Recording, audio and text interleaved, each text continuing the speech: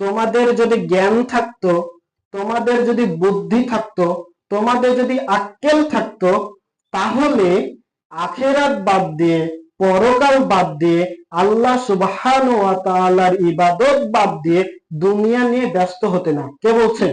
আল্লাহ সুবহানাহু ওয়া তাআলা বলছেন, যদি তোমাদের সত্যিকারের জ্ঞান থাকতো, যদি তোমাদের আক্কেল থাকতো, বুদ্ধি থাকতো, বিবেক থাকতো, তাহলে কখনো আল হাকুমুত তাকাসুর, দুনিয়া নিয়ে ব্যস্ত হতে না, পরকালকে মূল্যায়ন করতে, আল্লাহ সুবহানাহু ওয়া তাআলার ইবাদত করতে।